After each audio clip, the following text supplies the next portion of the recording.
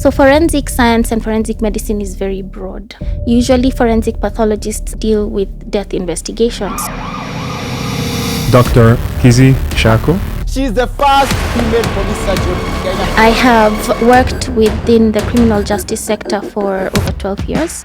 In certain jurisdictions, especially like in African settings, it's not really well understood that examination of a suspect in a violent incident is as important as examination of a survivor. I remember a case where this man was found defiling, which is sexually violating a... Sorry, so this person found the father. Let me go back a bit. Dr. Kizzie Shako, welcome to the Go Beyond podcast. Thank you so much for taking the time. Thank you so much for having me. It's really an honor and a pleasure to be here today. Well, we're super thrilled. We're going to be exploring the subject of clinical forensics, unveiling. It's going to be fun. But I was thinking before we jump into anything, please tell us a little bit about yourself and your background. All right. Thank you so much. So I am a forensic medical practitioner. That's a medical doctor who specialized in forensic medicine. I have worked within the criminal justice sector for over 12 years. Initially as a police doctor, and in that role, I spent a lot of my time conducting examinations of victims and suspects of various violent crimes, motor vehicle collisions, accidental injuries, and so on.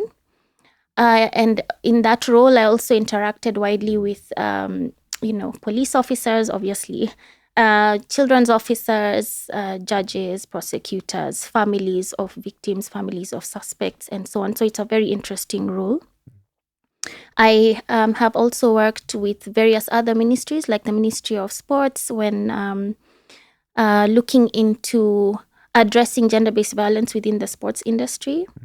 And now I am currently with the Judiciary of Kenya as a SGBV advisor, or Sexual and Gender-Based Violence Advisor to the Office of the Chief Justice. So my background is really mainly within the criminal justice sector. Yes. Super interesting. Police doctor, you mentioned Yes. In the beginning. And I guess going into the entire space, why did you choose forensics?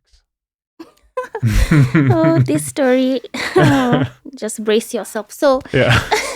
when I guess you've heard that question a lot of times. So. Yes, I have. When I was younger, before I was 10, I remember just driving with my mom. Rather, my mom was driving us from point A to B, and there was this road accident, as we used to call them, on the road, and there was this person on the ground and lying in a pool of blood. And I saw a number of those instances and realized that I was really deeply intrigued by this. I wanted to get closer. I wanted to understand what happened and just try and figure out what is it that can be done to avoid these deaths or these injuries. And I realized that the people who are always present and taking charge and control of those kinds of situations were police officers. And I thought, this would be interesting. And that's where the desire to enter into this field began. And it didn't die. I would tell my family, I want to be a police officer, or I want to, during now my interest and research into this area, I found out about forensic pathology, forensic science, and I said, I want to be a forensic pathologist initially. That's what I was very clear on that. Even when playing in the fields as a child, I would find bones, lying around and be like, wow, is this human? Is it not human? I wanted to know more. So I was very interested in that. Even when watching news headlines of genocides, wherever there's been mass casualties, I wanted to be part of that.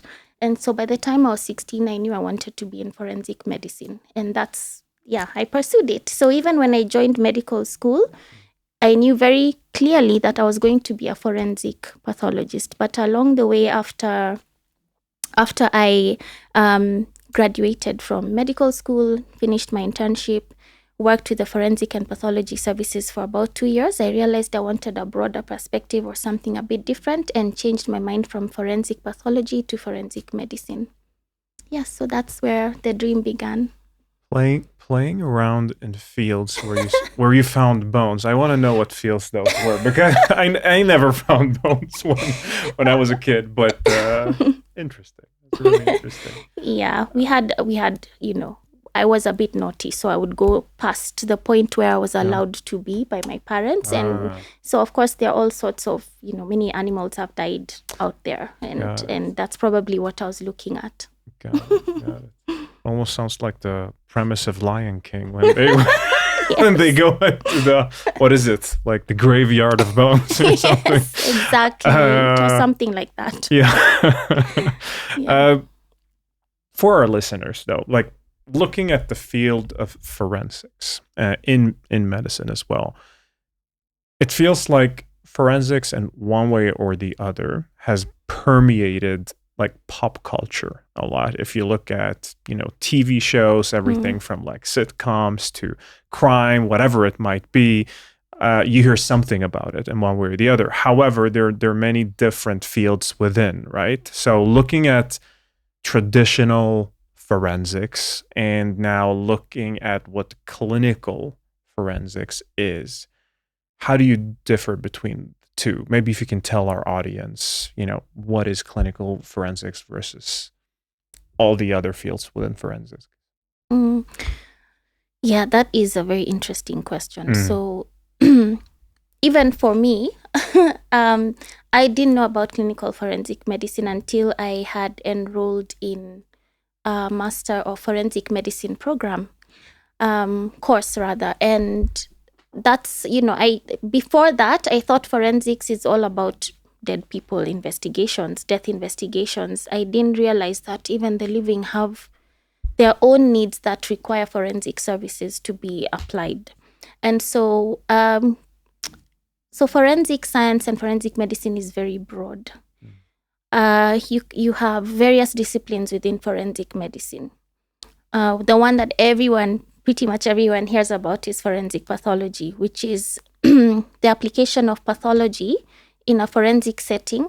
Usually forensic pathologists deal with death investigation, so determining the cause and manner of death in suspicious circumstances. That's why you'll have forensic pathologists playing a very vital role, among other kinds of situations like the disaster victim identification, or where you have mass fatalities and they all need to be identified. You'll have a forensic pathologist probably in charge of that kind of process.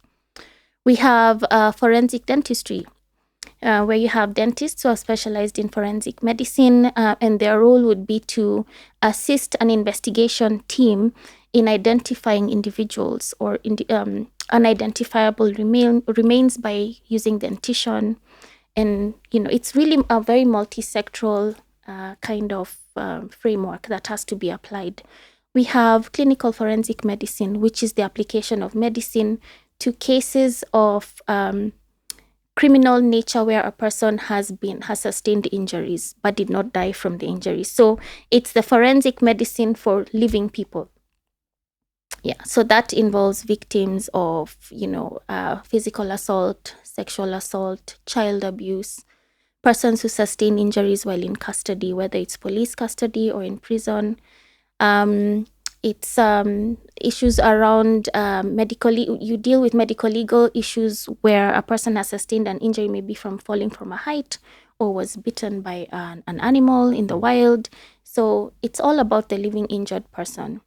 And then there are various other ones. There's forensic anthropology, where you're looking into human remains that have decomposed and you need to come up with an identification or a biological profile, and very many other ones. I don't know if you want to know all of them, but there are quite a number.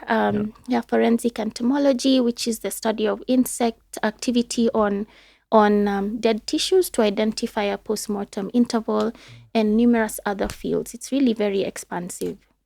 It sounds very expansive in that regard, and I understand why. Would it be fair then to say that clinical forensics is like the forensics for the survivors, for the living, like maybe where there was a lot of malevolence and maybe where the other person intended murder or something, or hurting, but maybe they survived, and Exactly. Yeah, So you need to examine. a person who's gone through a traumatic incident Yeah. or been party to causing trauma or injury to another person. So we deal with survivors and suspects. And that's very interesting because many times it's not, in certain jurisdictions, especially like in African settings, it's not really well understood that suspects play a critical role. Examination of a suspect in a violent incident is as important as examination of a survivor because they both are part of a crime that has taken place, and so they are both part of a crime scene. It's not just focusing on the victim, but also the suspect. So we deal with victims, suspects, and anyone who's basically not died from the injury that has that they have been afflicted by. Got it. And digging a bit deeper, like what kind of evidence do clinical forensic professionals analyze? Like if you look at your own work, right? What do you typically analyze? So in let me give a case, Yeah. for example. So as a police doctor, a lot of the cases I dealt with were cases of intimate partner violence. So where there's been physical and or sexual assault inflicted by a spouse onto an intimate partner. So usually it would be husbands beat wife or husband rapes wife. Or many other times there'd be children. Most victims of sexual violence that I examined were children between age 3 and 14. And most of those were female. And so what we look at in a forensic examination, you need to look at you need to approach it in a very holistic manner. We look at the clothing that a person is wearing. We want to look at their demeanor. What is it that I can observe from a patient? Sorry, just to kind of dig into that clothing. Why do you look at that? What is it you're looking for when you're looking at the clothing? With clothing, you want to, first of all, just as with any other medical field, when you're examining any patient, you want to assess their general appearance to see, are they well kept, are they not, which can tell you a bit about their mental status.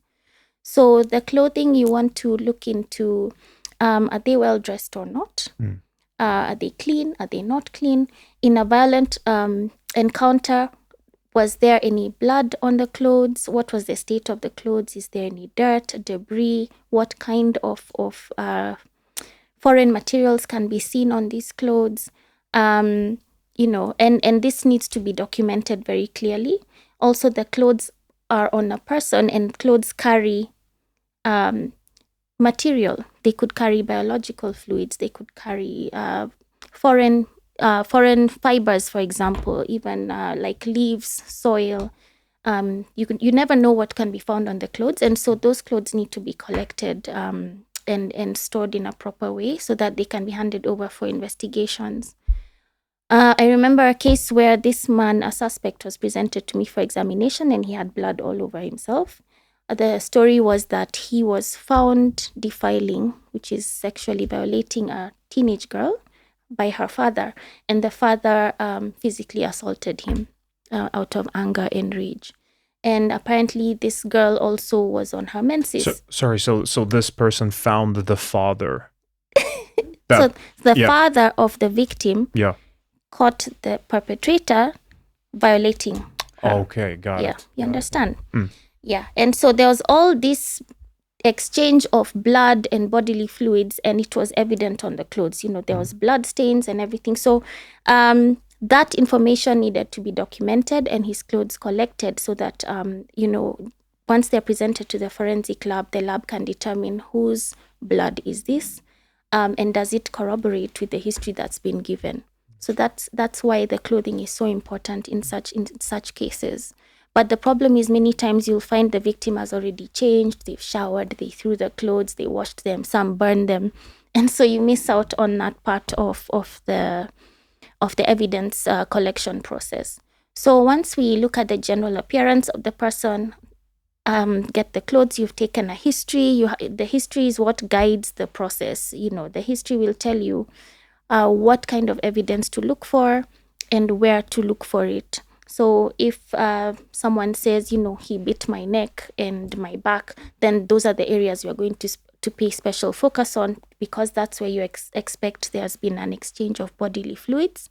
That means that the perpetrator's DNA can be found on the victim's body at those particular areas.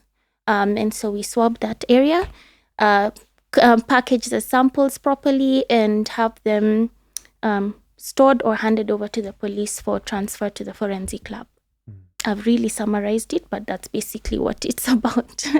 Yeah, I mean, and it's so interesting because, you're going all the way from examining to analyzing, looking at DNA. I mean, it's the whole process, right? But I can't kind of help think of situations where you do actually have now the victim, but you don't have the perpetrator, right? You maybe they're at large, they're somewhere, you haven't caught them. So does that change the way you look at the case, or the way you're examining the victim, or the way you're going about things? Or is it just, the same process no matter if you have both of them, or let's say just one of them?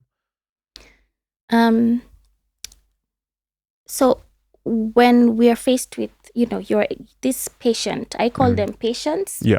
To remind myself that this is still a doctor-patient relationship, and the rules of medicine still apply. So do no harm, best interests of the patient, all that applies. And we are not supposed to be biased in any way when attending to a patient, whether it's a victim or a suspect. And so for us, I'm so sorry. Like, it's okay. Is that even possible? No, I'm just asking. Like, is that even possible? Because do you know? Once again, like, if it is the perpetrator, right? Do you know what they've done or they're suspected of doing? Like, do you know that before they enter and you do the examination? Yes. Yeah. So and in that way, right? It's just hard. Like, I'm just imagining, right? Somebody has done something horrible, and it's hard not to pass our judgment onto that person. Yes. How do you make sure you don't do that when you take care of your patient, so to say?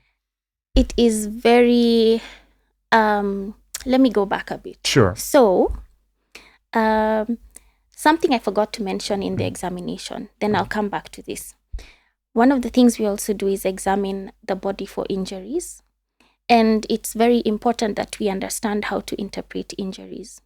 What is a bruise? What's an abrasion? What's a laceration? What's a stab wound? What's a gunshot wound? You have to be able to analyze, interpret, and document it properly when coming up with an opinion that will be used, most likely will be used in a court of law.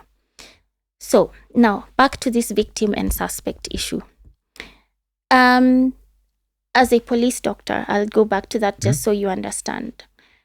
There's the police would bring the victims and suspects together. So here is a 4-year-old child who's been defiled, and this is the suspect. And, first of all, that the fact that they're brought together is problematic in terms of, you could end up contaminating the scene already, because this suspect might be innocent, might be guilty, and now is with the victim. So already they're in close proximity. So you already anticipate some kind of contamination of, they've been contaminated because they're in the same space. So ideally, an examiner is not supposed to examine a victim and suspect at the same time or on the same day or in the same facility because of contamination. So it's best for them to be done separately, and if possible by a different examiner. Yeah. Also, that issue of bias comes in. If I've seen what has been done to a 4-year-old girl, she's got genital tears, she's in pain, she's taking her antiretroviral drugs that are making her sick, she's traumatized, her mom is distressed. It's really a very emotionally intense kind of circumstance. So there's that, and then you're seeing the suspect. It's very tempting to want to just kind of lash out at this person, be like, how could you do that? Shame on you. But you have to remember again that bias is not allowed. You have to be aware that you can be biased and set that aside and focus on the suspect as a patient. And, what you've heard, you don't know. It's it's really not my business to determine whether or not he did it or not. That's the business of the court. Mine is to conduct the examination. So for me, I always remind myself what my role is. Even if I get tempted to be upset about it, I'll remember this is a patient and my work is to examine and document my findings. Whether they help the case or not is really none of my business. That's not what I'm supposed to focus on. But I find a lot of examiners struggle with that, with bias. And you can even find circumstances where an examiner has exaggerated some findings to sway the case in a certain way, which is really unethical and unprofessional. So when I'm training medical practitioners or medical personnel, I always remind them you have to remind yourself what are the basics, what is it that we are allowed to do, what is the role, what is your role in this investigation, and if you find that you cannot do it, if you start saying, oh, but if I write this, the case will be thrown out, then just let someone else do it. Yeah, don't try and falsify information.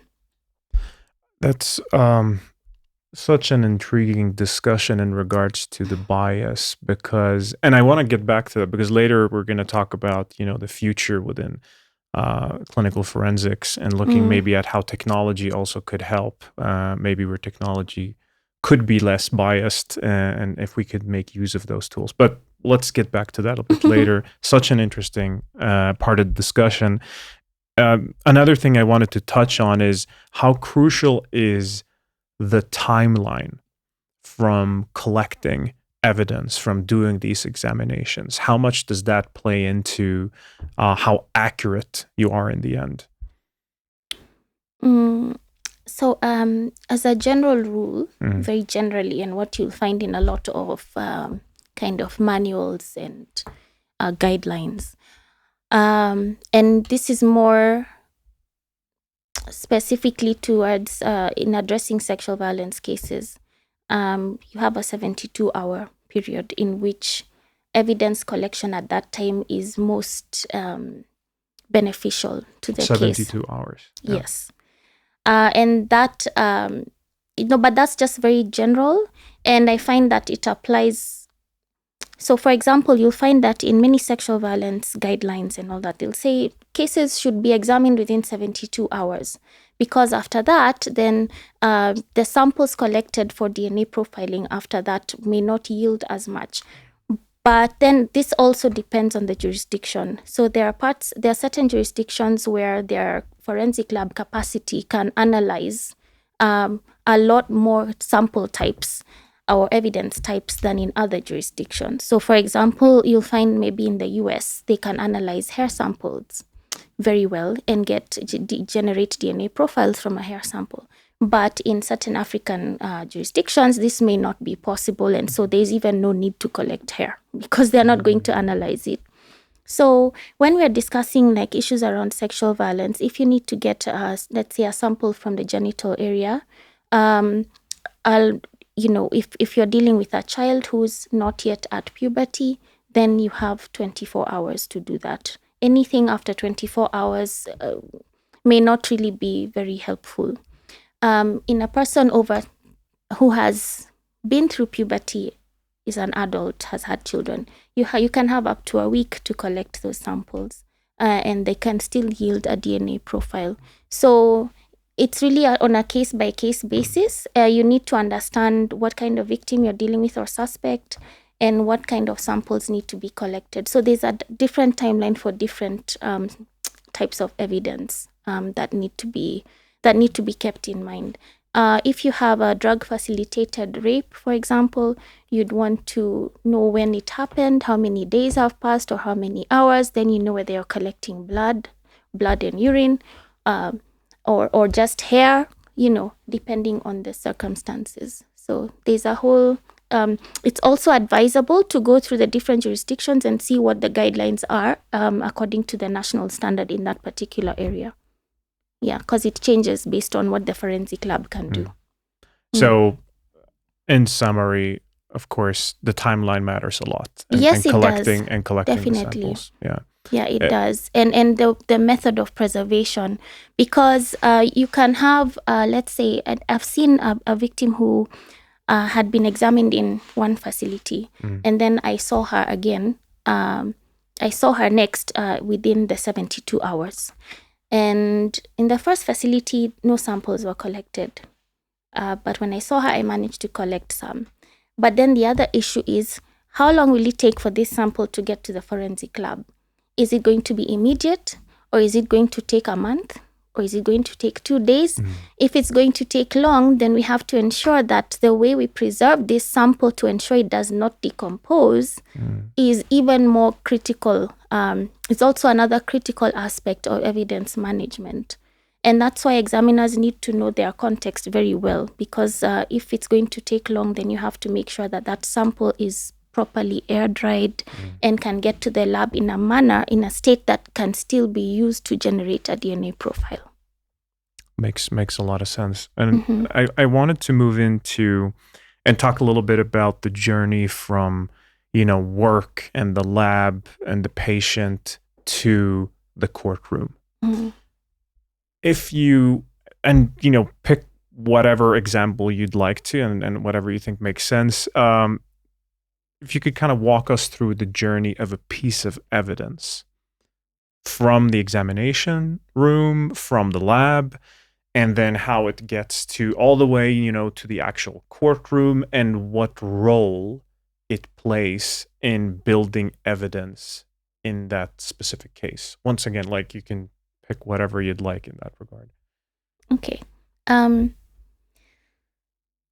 Right. So when let me just use myself to explain.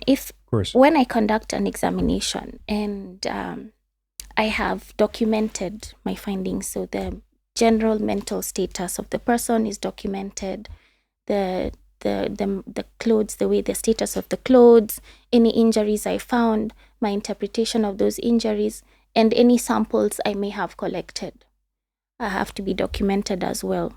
So that documentation itself, that medical form that I'll use in itself, is evidence. And that has to be given to the police. It's only the police who should handle it, and maybe a copy to the victim. Some people don't give, others give. Sorry, you said some people give, some don't. Is that like a rule, or is it just people do whatever they want? It goes back to standards, policies, and what I've met victims who say they didn't get any medical report back. Okay.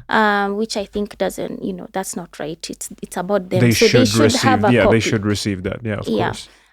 So in a lot of, in Kenya, a lot of facilities, especially the public facilities or facilities that deal with such cases, will give a copy to the survivor. It's a requirement.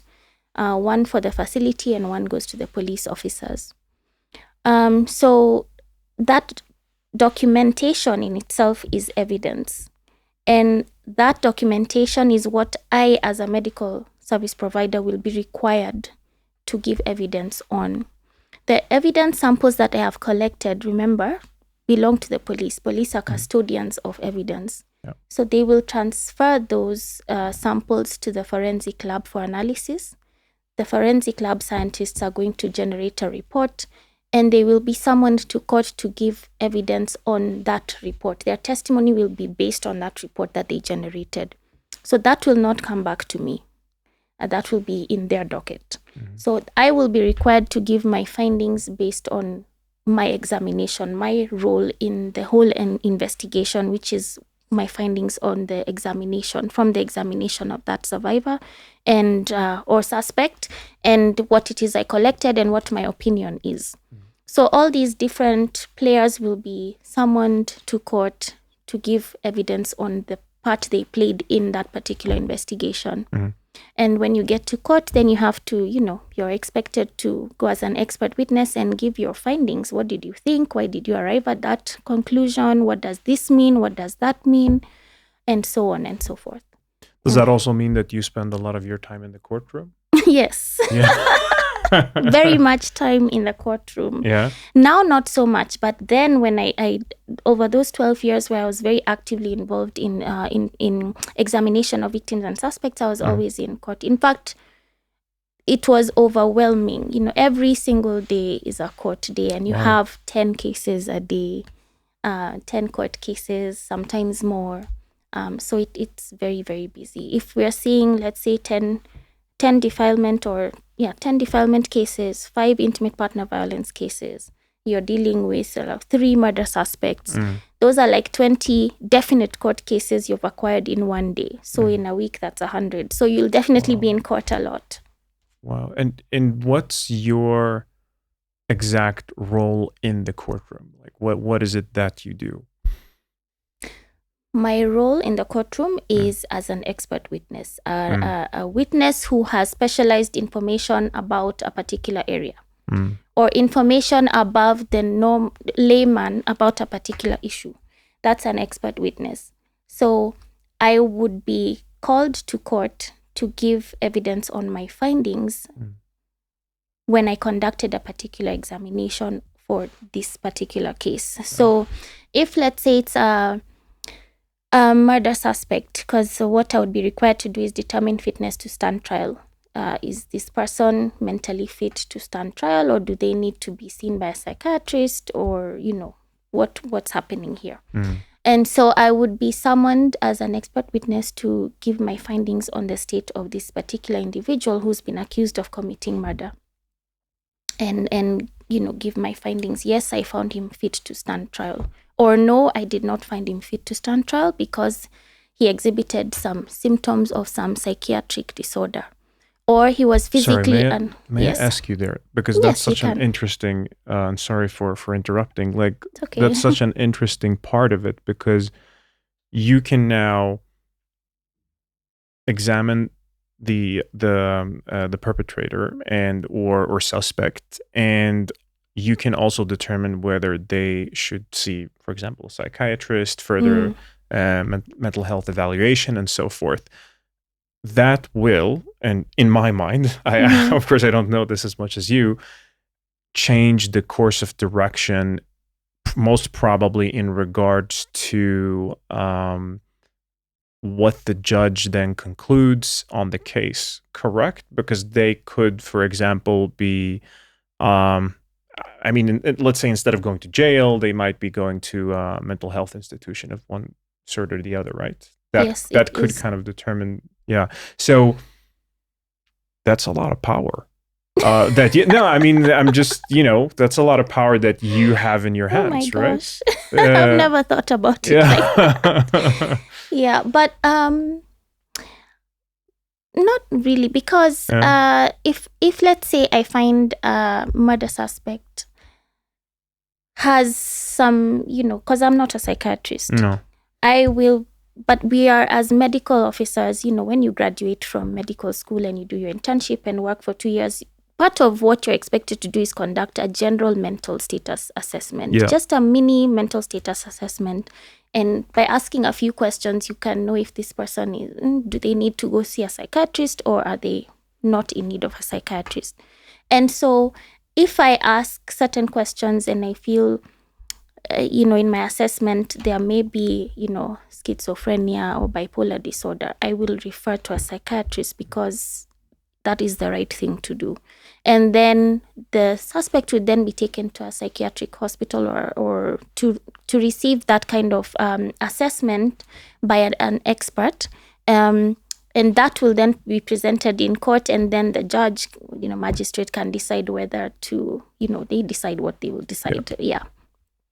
So, but unfortunately, we don't get to, we don't get feedback. So we don't really know what impact that decision may have had on a particular individual. Yeah. Yeah. No. For me, it was more about and I'm sure you've never done this. I'm like, because if, let's say there's an absolute atrocious kind of crime that this person has committed, and you feel like, well, no, you should go to jail. So no matter your mental state, I'm still gonna make sure you go to jail. So that was what I was thinking there. Yeah. It happens. I've seen very obviously mentally unstable individual be declared fit to stand trial, and this person was nowhere near fit to stand trial. So it does happen. Yeah. Yes, it does. And that's what happens when you allow your biases to come into your workplace. And it's not only in the medical sector where biases are brought and stereotypes are brought into the office, it's across all sectors. It's all levels of investigation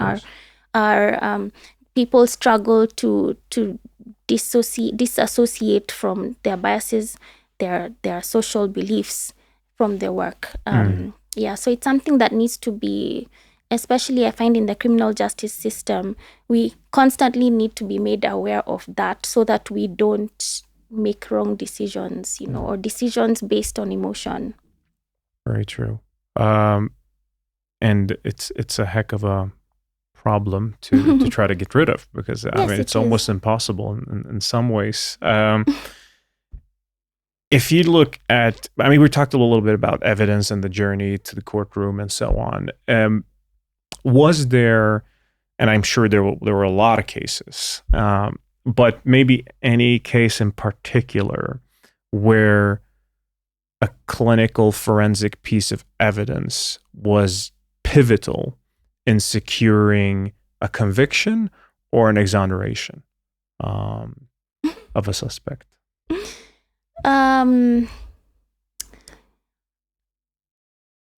Unfortunately, no. Not that I know of in my context, where information from the clinical forensic examination has actually resulted in a conviction. I mean, not the details.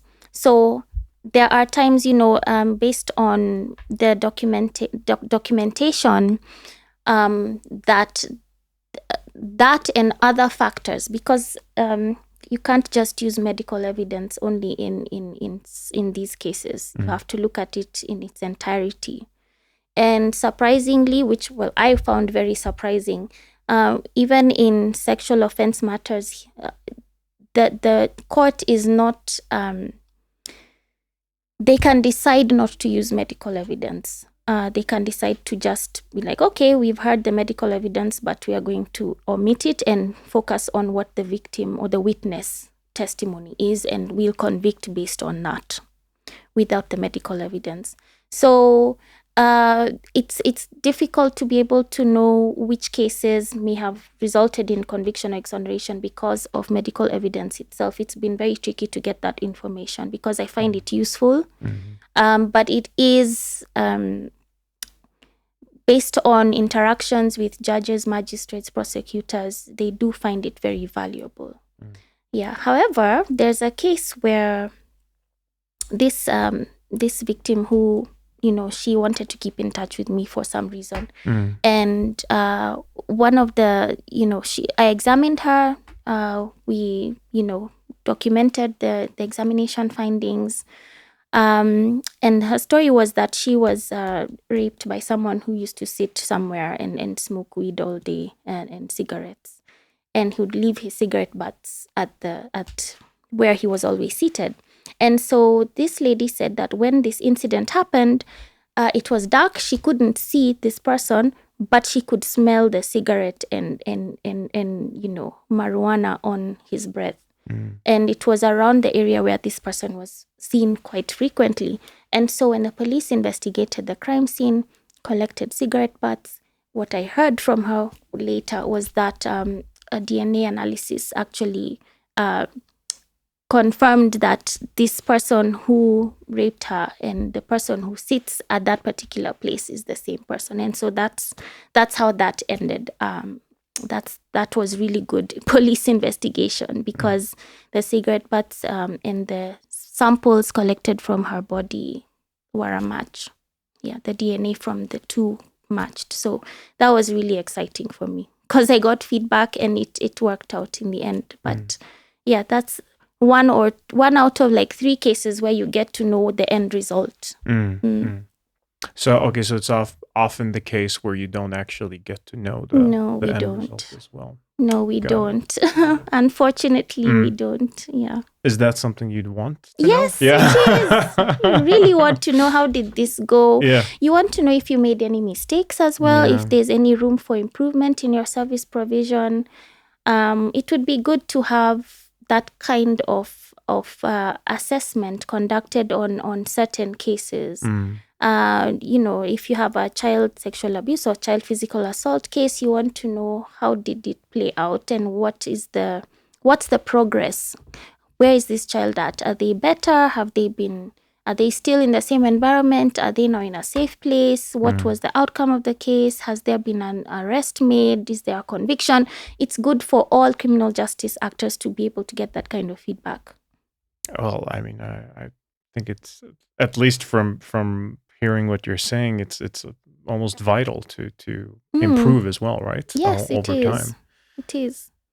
And in regards to the technology that's used for clinical forensics, in what ways do you think technology and advances in the field of clinical forensics, especially now, for example, in the analysis of DNA, toxicology, digital evidence, how has that developed, and how much of a role has that played in regards to, once again, your examinations, the piece of evidence, how pivotal they are in the courtroom, let's say for the past 20, 30 years? Well, in clinical forensic medicine, a lot of what we do is sort of hands-on. So there's not much room for technology per se in that particular instant, because you're just examining and collecting samples from this particular individual and packaging it, and then it's taken off to the next person who will definitely need that kind of, like the forensic lab is where you'll get all this DNA sequencing and profiling and generating profiles and all that. It's in the lab where even toxicology assessments will be conducted. And so that, in that sense, there's been advancements in that the profiling of DNA is faster, it's more accurate. There's a lot more automation happening in our labs nowadays, not ours in Kenya, but generally in the labs worldwide. There's a lot more automation, which means improvement in accuracy as well. Turnover time is reduced. You get reports faster. You get many. You get systems like when I was in Australia studying.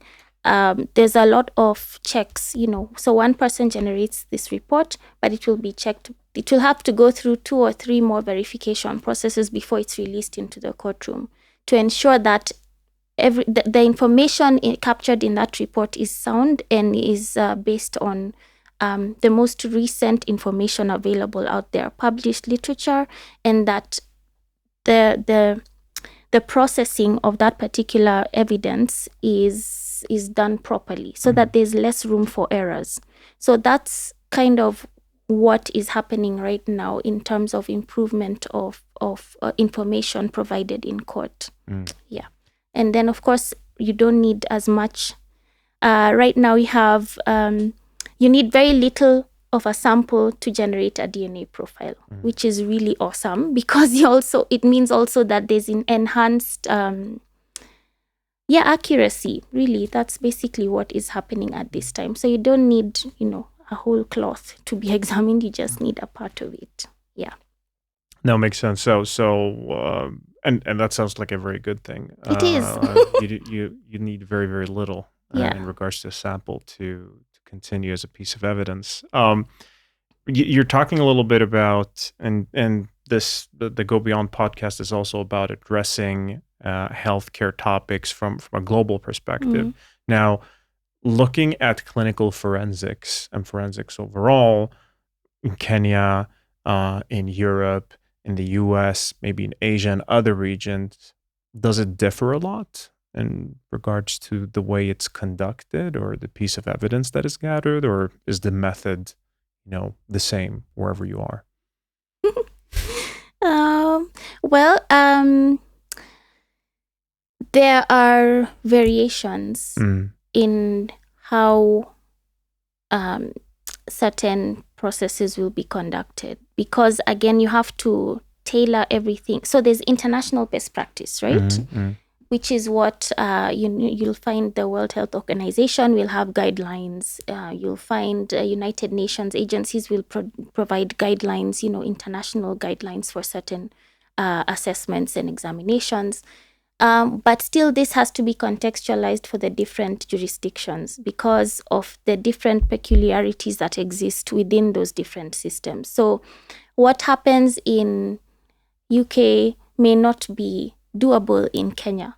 And what happens in Kenya may not be doable in a different African setting because of the availability of resources. Mainly, that's one of the biggest problems, availability of resources. So availability of the experts.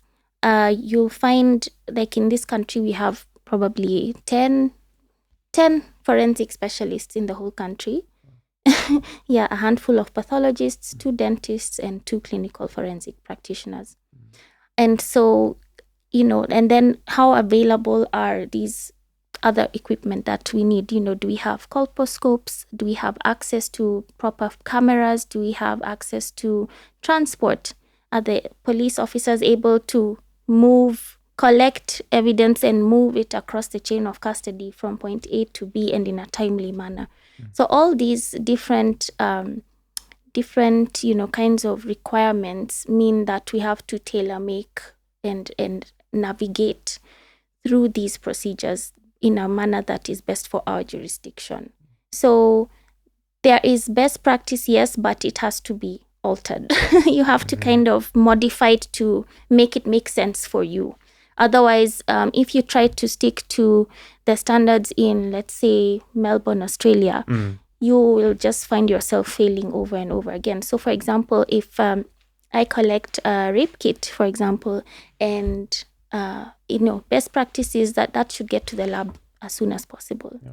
But here it might take 3 months. So what do I have to do to make sure that in 3 months that evidence can still be analyzed? So you see, it can be a bit different. You really have to be able to apply the science to be able to have the best possible outcomes. I don't know if I've answered your question. No, I mean, absolutely.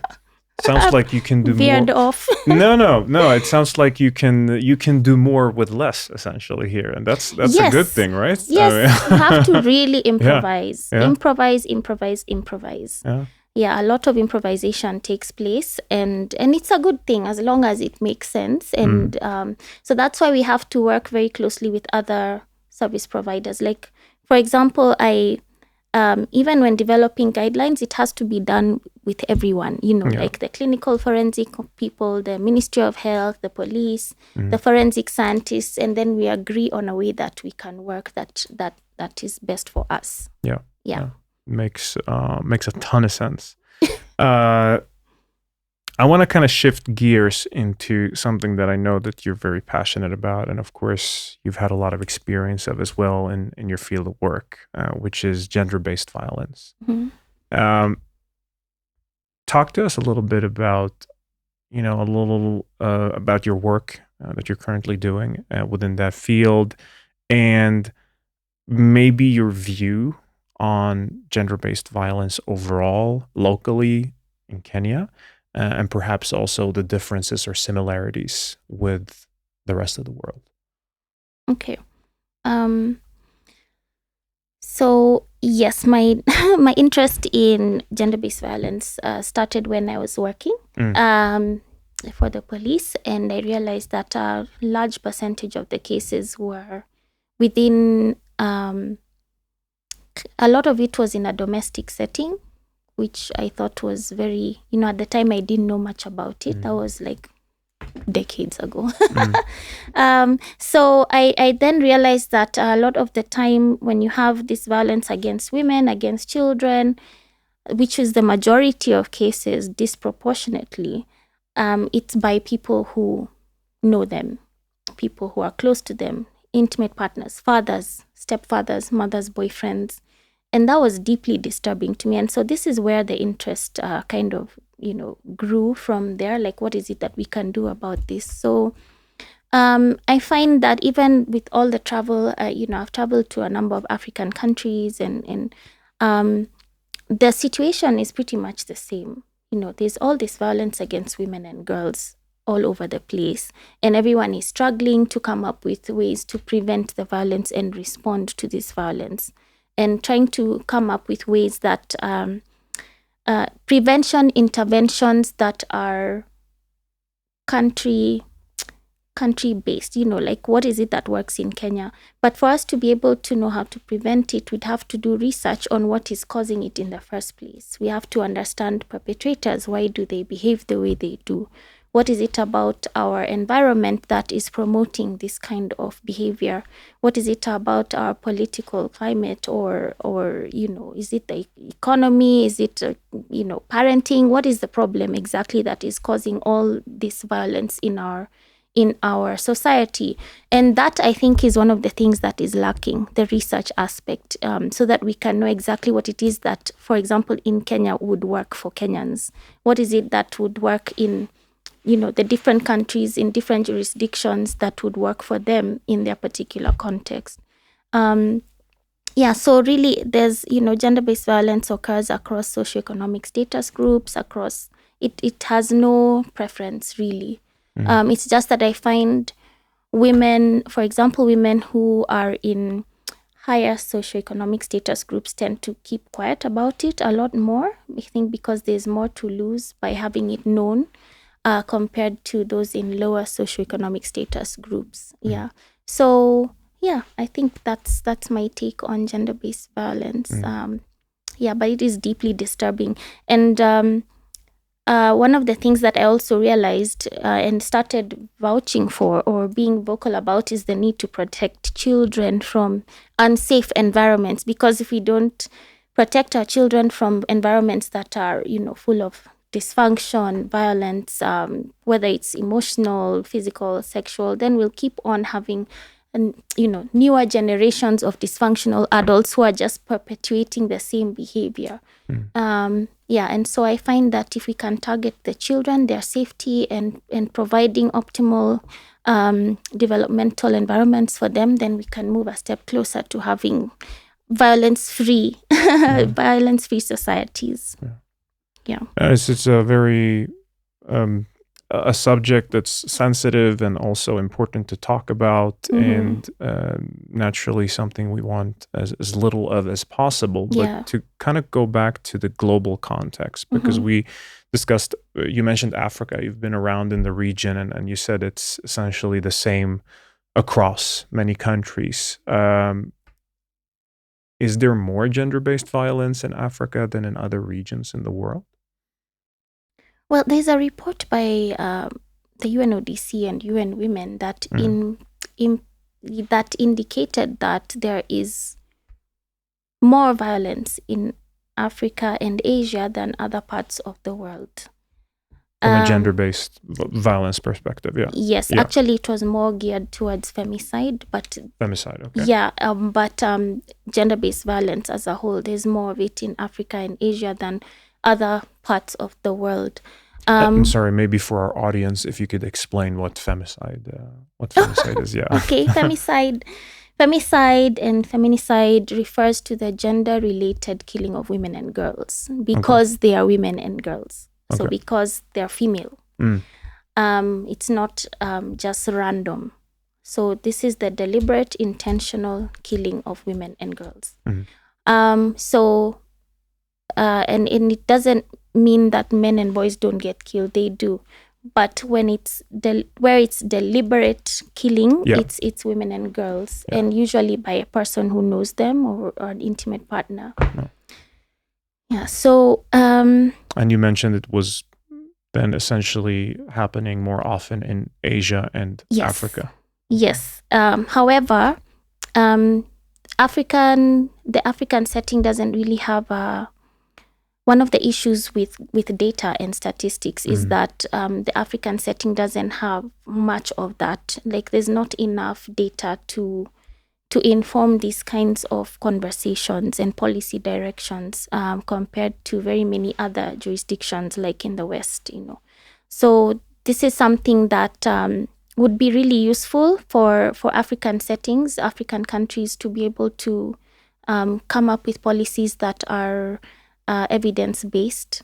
Yeah, so we need to focus a lot more on research, gathering data, and even data that is speaking to the international and kind of global discussions around the same issue, so that, if we collect data, let's say in Kenya, and it's different from the way all the other countries are collecting it, then it's like, how will you it makes it more difficult to kind of process that information. So there's a statistical framework that's been discussed for countries to use, so that we can have a global perspective on the exact kind of data, the exact number of cases, and the different kind of dynamics around the cases in the different contexts. So in Kenya, what is it that promotes femicide, for example, and what is it in South Africa, and what is it in these different different countries? And you'll find also that in some places it's taken so seriously that they actually have femicide observatories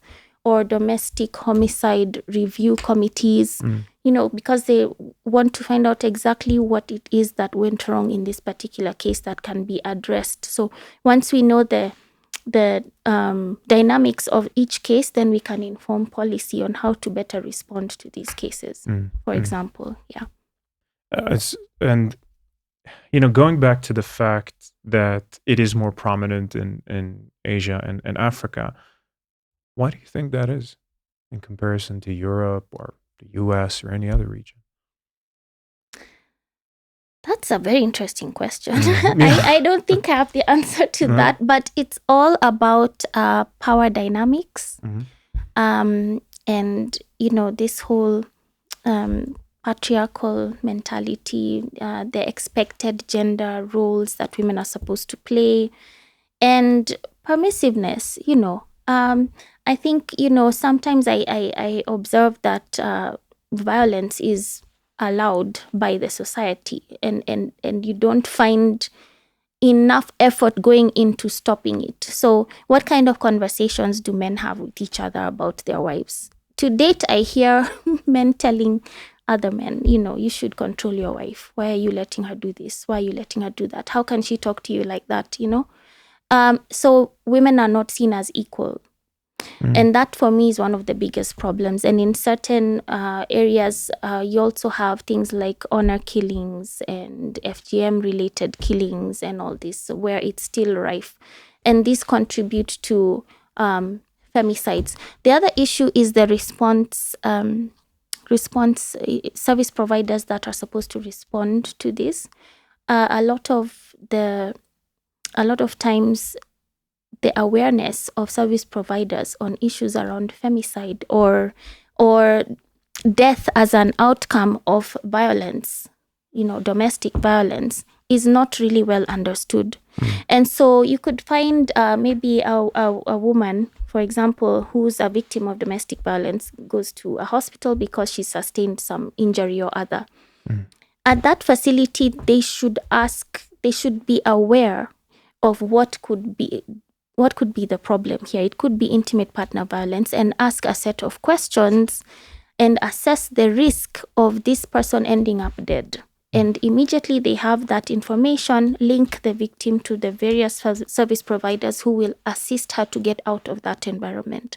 But if let's say at the medical facility, this is not known, then the victim will be treated and they just go back home. Sometimes you also have situations where victims will report even to the police, but they're told to go back and sort out their domestic issues. And so she doesn't get the help she needs. So a lot of this rides on awareness and education on the potential for, this violence can go so far as ending up dead. There could be a death on your hands, so we need to intervene, and these are the ways in which we should intervene. There should be a framework in place for service providers to know what to do, where to send a particular individual to get the help that they require to get out of that environment. And going back to the fact that you talked about inequalities between males and females. Let me ask one question to start with. Do you think men want to hurt women? No, I don't. No. I don't It's think- it's just a question men- because yeah. when it's going all the way to murder, like which is something atrocious, and we never want to see happening. Violence Yeah. we don't want to see happening. It feels so. It feels like it has to go such a long way to get to that point, right? So that's why I'm asking the question, right? Do you think men want to hurt women in the end? I don't think, I wouldn't No. phrase it that way. I don't think they sit and say, "Oh, I want to hurt my wife," or "I want to kill that girl," or. So how does that I think happen? it's. I think, even if we look at the ecological model on violence, there's a lot of factors that come into play that promote violent behavior. So you have like individual factors such as you have mental health problems. Does this individual have any psychiatric issues? Is this individual using drugs or alcohol? What kind of peer groups does this particular individual have? And what kind of information do these peer groups share with each other? Is it pro-violence or, anti-violence? We also have issues around the environment. If everyone is, person A, B, C, D are all violent towards their children or their parents or towards, their mothers or wives, then this kind of promotes the same kind, it amplifies this behavior within that particular environment. What kind of policies are in place, legislative instruments are in place to ensure that service providers and authorities are working towards preventing this kind of behavior? So you'll find, even like I gave the example of, many times people will, you'll find victims going to report an issue and they're saying, I'm being assaulted at home, and they're told, just go sort it out. Go and talk to the elders and sort it out. And then this woman might come several times and not get any help. And before you know it, maybe she ends up very severely injured or dead. So if that's the information that gets to the public, that the police don't act, they don't do anything, or there's no justice in such cases, justice needs to be seen to be served.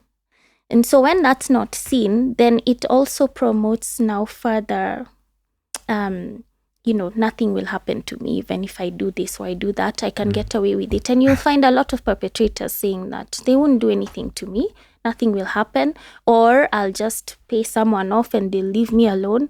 So there needs to be, it's a very, there are several levels to this, and these different levels can promote or inhibit the violent behavior within our society.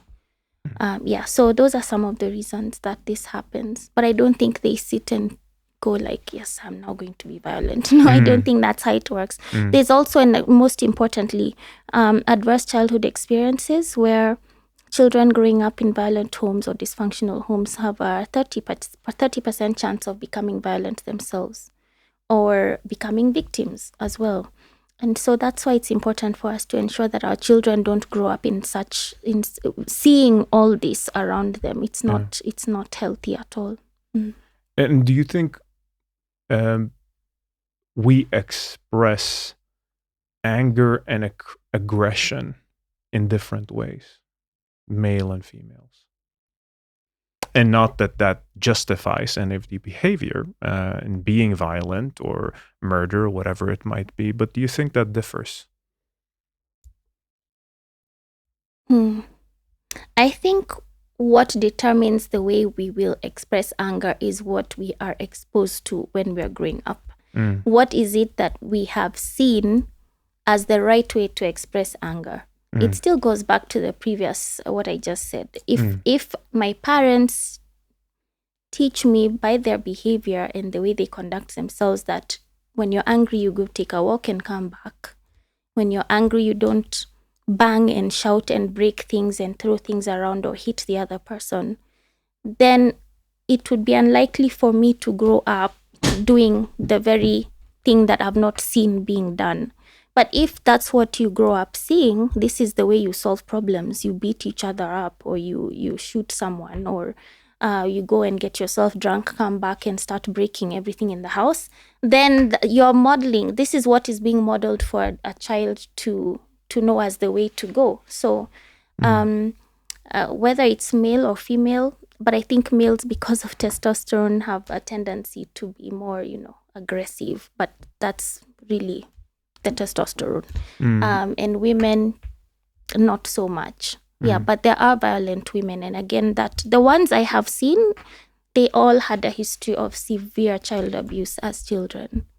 Yeah. So what you're saying is that there could be both biological as well as social explanations to some of that behavior. Because, yes, exactly. And also for our audience, we're actually going to have, in our next season, we're going to have a subject on male violence and how that and why that is. Because the fact is that now I don't know the exact numbers in Kenya, so please correct me if I'm wrong here.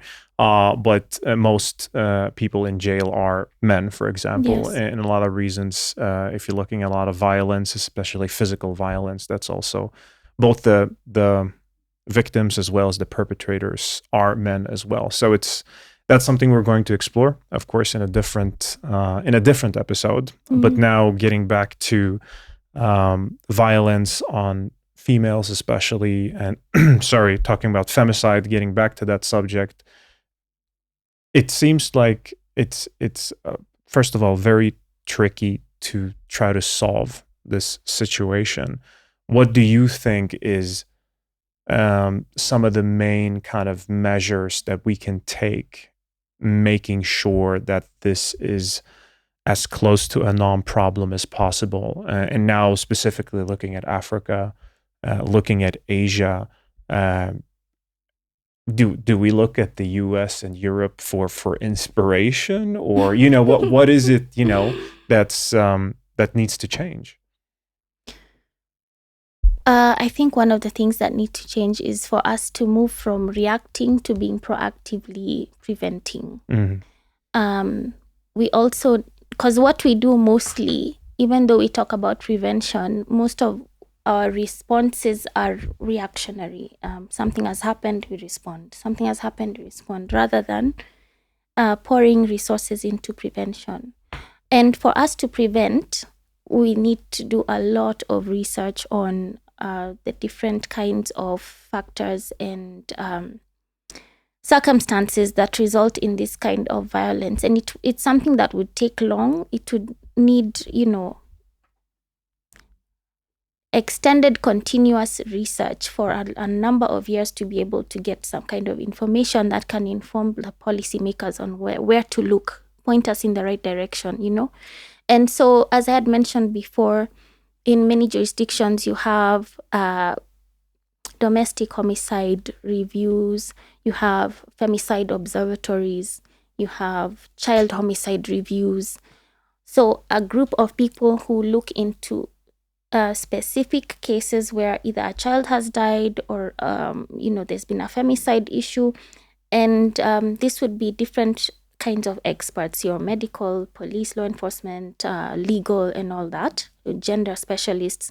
And they look at set criteria for the cases that they will look into, and then take those cases one by one and just look into them. What happened? Did this victim ever look for help? Did they ever go to a medical facility? What was the outcome? How did the medical facility respond? What did the children's office do? What did the police say? Did they ever come to the house? Looking at the different kinds of responses and seeing whether there was sufficient assistance or not, and leading up to the death. So you look back on the life of this person as far back as you can go and get information from there. What was their childhood like? What maybe this was a person who grew up in a violent home and saw the mother not get assistance from anyone. And so even them in that same situation, they don't bother to reach out for help. You'll be surprised how many victims said they reached out for help and no one helped them, so they didn't bother again. They tried to find other ways to escape. And maybe that didn't work. So basically what it requires is research. There needs to be a lot of research into the dynamics that result in femicide that can then inform prevention. We don't have that in our setting. I don't think there's any review. Maybe in South Africa there is, but the rest of the African states, I don't think I heard of any such organization or committee, or agency that is looking into femicide from that perspective. Yeah, because that's the only way you'll be able to know where is the weak link and how do we strengthen it. Do you think there is something to the culture in the different countries we're looking at, in Africa as well, in Asia? Does that play a part? Does there need to be some kind of cultural shift in any sense? Yes, definitely a cultural shift. So some interventions could include community level education on how to resolve conflicts, how to parent, what is discipline and what is abuse. In many of us were raised being, hit a lot by parents. That's their understanding of discipline, when many times it's actually abuse. So like I said earlier, people will do what they've seen being done. What was modeled for them is what they will do, because that's what they know. So if you grew up in such a home, then you're bound to continue that even as you're a parent. So community awareness on different conflict resolution mechanisms also is something that can be done. Cultural shift, I know there are various organizations that have tried that in Kenya, especially in regards to female genital mutilation in various parts of Kenya. And I have heard good reports about it, but it takes a long time. Like I mentioned, it would require an intense, continuous, sustained intervention until you see that shift coming. So there are areas where, like, the elders have been told, when there's a sexual abuse of a child, this should not be dealt with by the elders. It should not be dealt with under a tree, with different elders discussing and saying, okay, let her marry the perpetrator, for example. These are cases that must go to court for the court to determine the outcome. We have a lot of that, by the way, alternative dispute resolutions, illicit ones. And so slowly, with time, there's been a change in some areas where these cases will now be sent, will be taken to the right channels, through the authorities and through the courts, and not discussed at village level, for example. So that could definitely work. It's just that it's capital intensive. Funding is usually a problem. Is usually the biggest problem, as far as I know, in our setup. But it does go a long way in changing perspectives. And also having males engaged in male engagement in changing the way males think about certain things. It's good to have men kind of speak to feminism and protection of families, and what is right and what is wrong, what should be done, what should not be done, what is it to be a man, what is not being a man. Because sometimes I see like there's confusion about what really being a man is all about. Yeah, toxic masculinism. So yeah, just those are some of the strategies. But again, I insist we need to find out for ourselves what it is that would work best for us. And maybe we're getting into things that are not, of course, we're talking about things in regards to gender and equality here as well. But interesting that you mentioned this, males being male role models as well to other males, but you mentioned toxic masculinity. So what do you think toxic masculinity is? Because it feels like there are many definitions of what that could be nowadays as well. But like let's say in the sense of where we are now in Kenya and other parts of the world, what do we need to get rid of that is toxic in essence?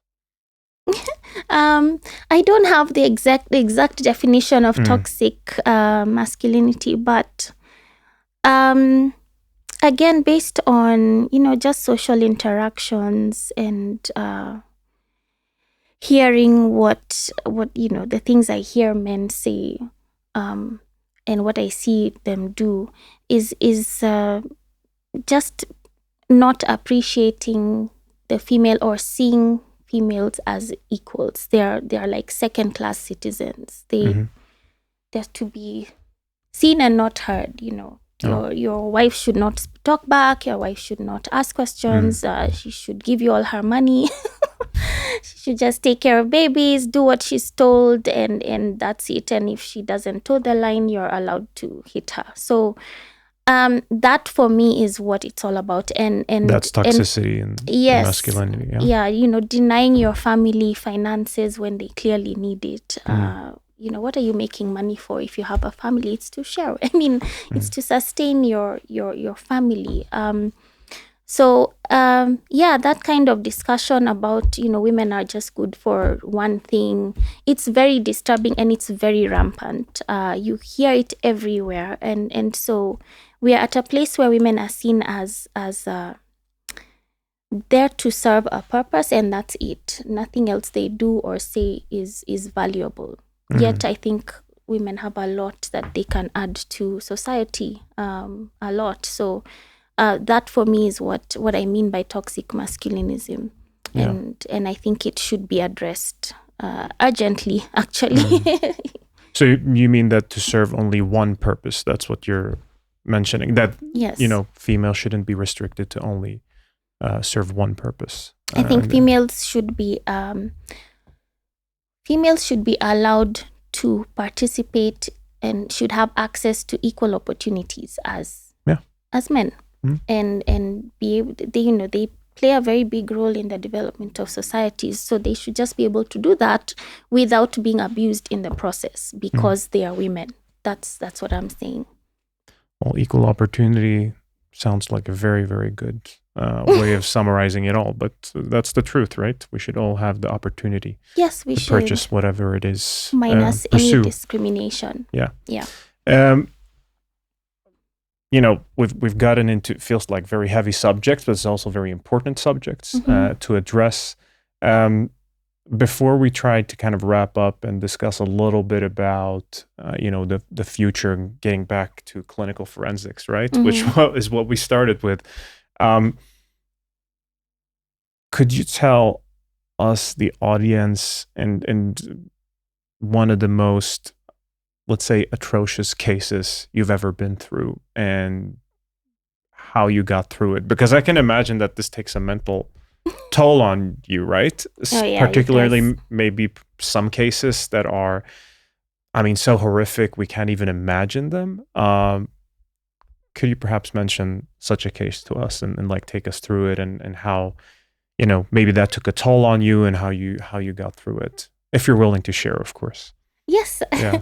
I'm willing to share. My worry is whether your audience is able that to we are here listen. because this is an uncensored podcast. We talk about everything, so please. So clinical forensic medicine. I've worked with the dead and the living, and I found my work with the living most traumatic. In fact, yes, it was the most traumatic of the two. People think working with the dead is scary, but I think working with the living was a lot more emotionally draining because you get to see the impact of this violence on a particular individual and how destructive it is, and the setbacks they have to go through, the costs they have to incur. And also, we as service providers end up carrying a bit of that trauma with us. So if you're seeing 10 defilement cases in a day, then those are 10 people who've told you something very horrific. One of the, I think I could give two examples. The first one is I was conducting a mental status assessment on a murder suspect. It was a young girl, maybe 22 years old. She was very, distressed, very anxious. And apparently, according to what I was told, she was accused of murdering her employer's 1-year-old son. Yes. And so what came out clearly is, first of all, she definitely had some mental health issues. She was very disturbed. She was a disturbed person. She'd been through adoption. She'd been, her parents discarded her somewhere, just dropped her somewhere. So she'd had a rough childhood. And then for some reason, she was left with her employer's child. She was a nanny. So this day she leaves and goes to see her boyfriend. They have a squabble, and somehow they ended up in I don't really remember, but she ended up in a forest-like setting with this baby, and she kind of covered the child's head with some cloth and stuffed the baby's face into the ground so that she wouldn't he wouldn't keep screaming, because he was screaming and people were looking for her for whatever reason. I don't know what she had done. And so this child suffocated. So when I heard that, and I remember at the time I had a 1-year-old, my child was 1, and I just thought, she literally suffocated her employer's child because the child was making a lot of shouting, and she didn't want to be found. I don't know what she had done wrong. And so that for me was extremely, I remember just thinking, how does someone come to a place where they will suffocate a baby in this manner, and not feel bad about it, or how do you do this to someone? And so I remember at that moment, I once I was through with her, and I referred her for psychiatric evaluation, and then I couldn't continue with my day. I could not. I had to lock the door and sit there for like an hour to collect myself, because I felt like I had fallen apart as well. And I was not in a position to speak to anyone. But that was difficult because I had like a string of suspects to examine and victims and everything. So that was, by then I didn't know about secondary traumatization or vicarious trauma.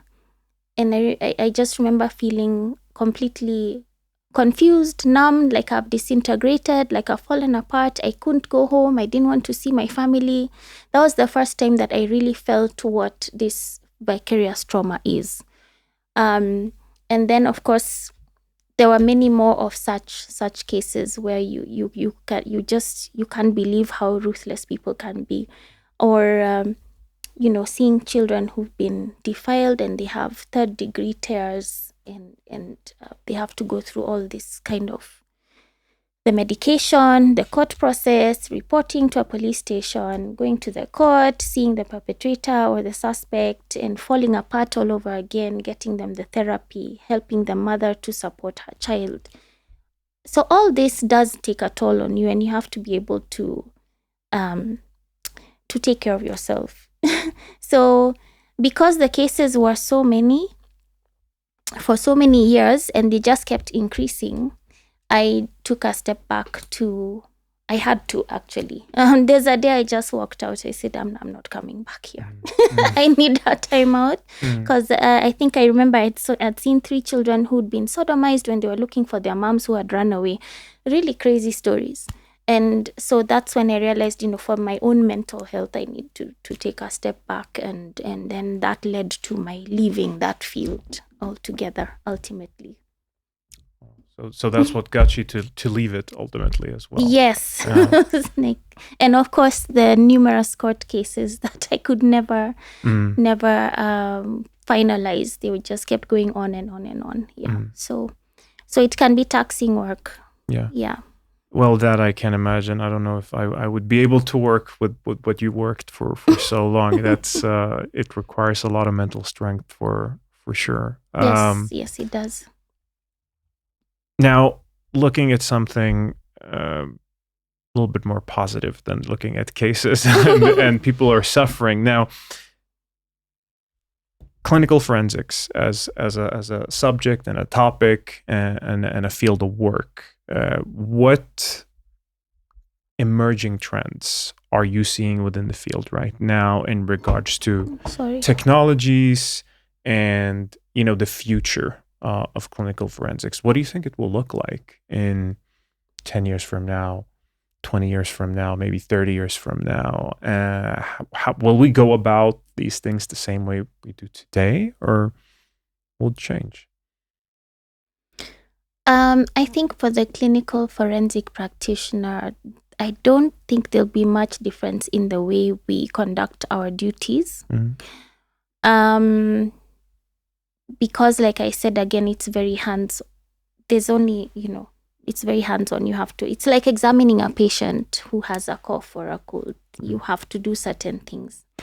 So I don't really see much difference there, but I do envision improvements in the forensic labs, and the capacity to detect toxins and drugs and DNA in even smaller samples and in a better and more efficient manner.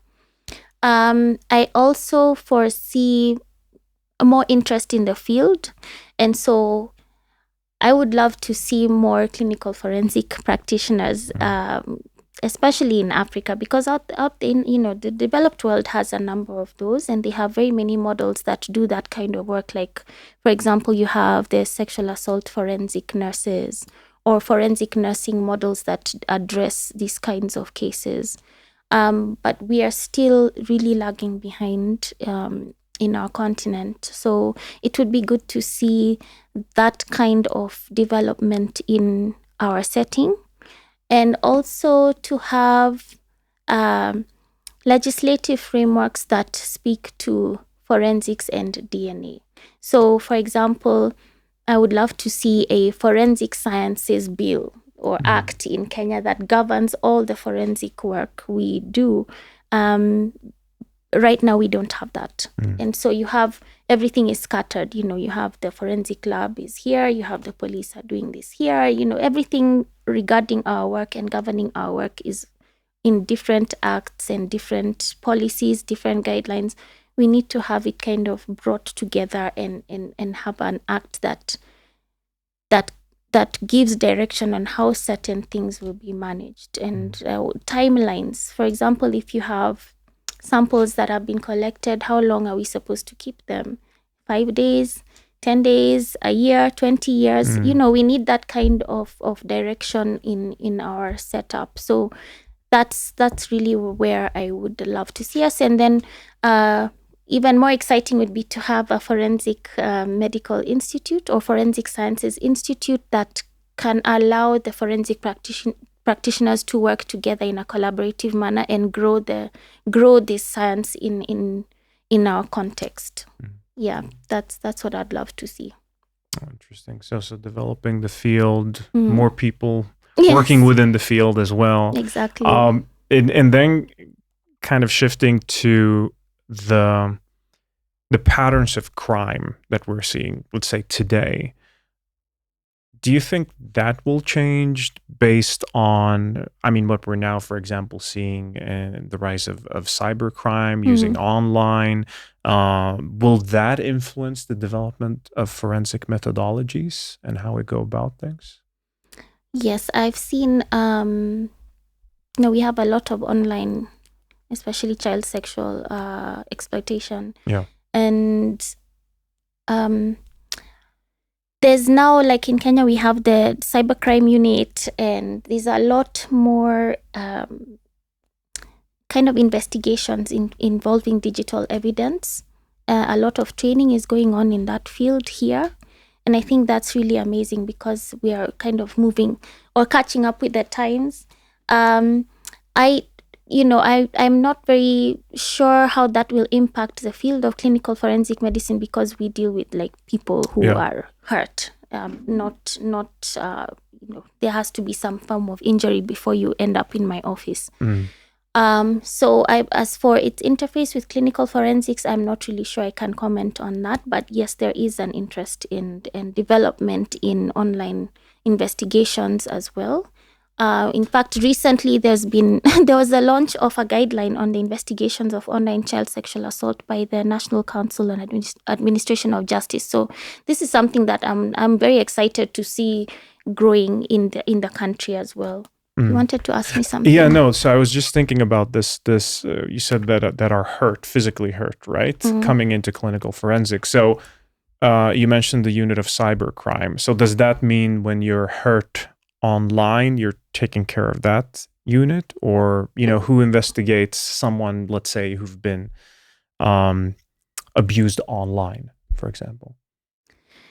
The cases that I've dealt with, I have referred to this mental health space. Okay. Because, and the police, of course, because the police are the ones who would be investigating that and collecting the evidence, the digital evidence based on the case, the particular case dynamics. But as for now dealing with the person who's, the victim, they do get very distraught, extremely. It's a very helpless situation. And because it's still new for us, how do we respond to this? There's a lot of back and forth, go to this police station, go to that police station, go to this person, go to that person. So even that getting assistance is difficult and adds to the frustration that survivors encounter. However, the ones that I have dealt with, I will refer to a mental health specialist because their needs are beyond my capacity to assist them, other than referring them to the right authorities. And that's such an interesting subject, right? Because we are, spending more and more of our time online. We're doing more and more things online, which also means that we're probably going to see more and more abuse online, more crime online, and so on. How do we get to the bottom of that? Let's say you're a parent, right? And you have children and they spend their time online, right? And we know that there are horrible people out there taking advantage of this. How do we go about that? That's tricky. I think it's a field that's always evolving with these are the strategies that you can apply. But what I would, my immediate thoughts is to ensure that the children know the dangers that are out there. They need to be taught this is what can go wrong. There are these kinds of people online, and you should never respond to questions like A, B, C, D, E. Having certain measures in place to ensure that they can only access so much on the internet. So restrictions that need to be put on phones, iPads, computers, so that they are not just blindly getting into the internet space without any kind of restrictions. And just constantly checking on you have to check what your children are looking at and what they're doing with their gadgets, so that you're aware. So I like what I do. My children cannot go on to. They cannot download things or just go anywhere they want on the internet without my knowledge, so that I can either accept it or reject it. So certain things like that, or just, withdraw the gadgets altogether until they need them, which should be at a much later stage when they can understand the dangers that are lurking out there. Yeah. That makes sense. Education. I think education is really the foundation for protection of children against such predators. Another thing we were talking about a little bit earlier, and now once again exploring the future of clinical forensics, is that yes, we have better methodologies and ways in the lab to identify, in regards to DNA, for example, samples. You said we need less, for example, than we did before.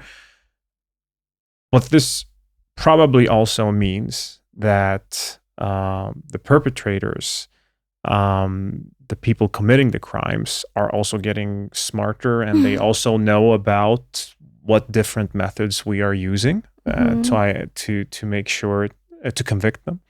Now, how do you see that developing? And also, have you seen that in your own work, right? When you were working, that, oh wow, like I know that they were thinking of this or that when they were doing it. Like, how is that developing? From not to give any tips on what to do to avoid the law, but what kind of patterns are we seeing there among the criminals? Yeah, it's a very interesting question because there are criminals who, and I've seen a lot of that, who will, especially where there's been abduction. So you have, these cases I only saw were women. So the women were abducted and raped or gang raped, and then they would force them to shower. So you'll find many perpetrators actually forcing the victims or survivors to take a bath and change their clothes, and in an attempt to get rid of the evidence. However, it's very difficult to get rid of all the evidence that is that may be present in a crime scene. And so as long as the victims, despite all that, they should still get to a medical facility for examination and evidence collection. Because one thing that I found a lot of times when interacting with the different kinds of sectors or the different parties, they'd say, I had already showered and my clothes were washed, so I didn't see the need to go to get any assessment done. I just want to, get medical attention, like getting the STI, sexually transmitted infection prophylaxis. But this is it's not the right way to think. I think such survivors are encouraged to still get to a medical facility as soon as possible, because there is evidence that can be gotten from various parts of the body, depending on the crime that has taken place, even if it's been 5 days later or 6 days later. Yeah. So yes, there are very clever perpetrators out there who try to cover up. Yeah. But they don't have all the information. So, and we try not to, let me speak for myself. I try not to give too much info out there because of that, knowing that in the back of my mind.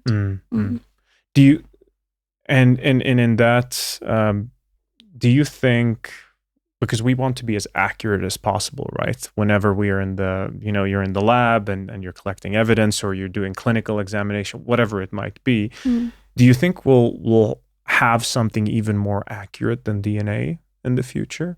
Or is that like the most foolproof thing we have? Or are there other things we're looking at right now? More accurate than DNA? I've never thought about that.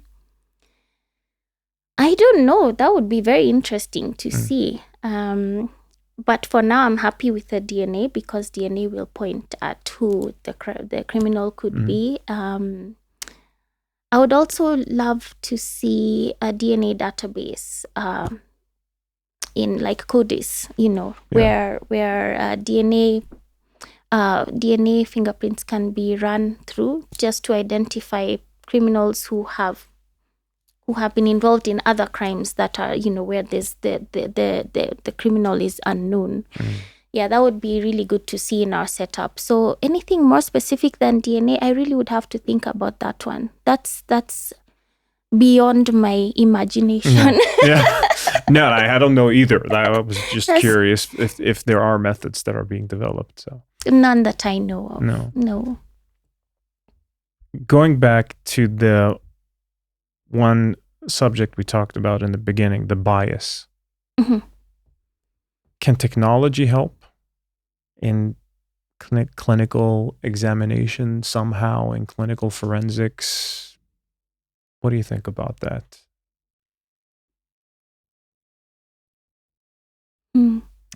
Probably. I mean, there are parts of this world where autopsies now don't need a pathologist. You just have all this imaging, use of imaging to come up with information about what could have caused the death of an individual. So it's possible. I mean, who knows what could happen, but probably by maybe inputting the kinds of injuries that a person may have, giving the age, the pubertal staging, there could be some algorithm that could help with with the whole bias issue, but I just can't see that right now. Yeah. But the tools we could use are imaging, perhaps, as you said. and I guess technologies to collect evidence Yeah, as much as possible without human intervention, exactly. wherever it is possible. Yes, I think that would be a great step in the right direction. Mm. But I still think you'll need some human Yeah, of course. supervision Yeah. for that. But that would be a good idea. You should try that. We'll see. We'll see. Yeah, maybe I can think of something. Yeah. It's brilliant. Last but not least, I mean, we've had a long conversation. We've been discussing many different subjects. Mhm. Before our audience listening in, watching, what would you want them to remember from this podcast and what we've been talking about in clinical forensics? I would want the audience to remember that, one of the things that's very close to my heart is children, because they're so they're vulnerable, and they require, they need others to thrive. They need parents. It takes a village to raise a child. And so I think for me, what I would love everyone to remember is that we should strive as much as possible to ensure that the children around us are in a safe environment, so that we can address the whole issue with violence within our societies. Let's just strive to provide safe spaces for children to report abuse, to be rescued, to address their needs, and for women as well to be able to get the assistance they need to leave toxic environments for the sake of the children as well. That's one of my take homes. And we need more clinical forensic specialists. So please go into medicine and join forensic medicine, because we really need many more of such professionals in our context, especially here in Africa. Dr. Kizzie Shako, it's been a captivating discussion, very interesting. It's been an absolute pleasure. Thank you so much for coming on to the podcast. Thank you for having me. That was a really interesting session.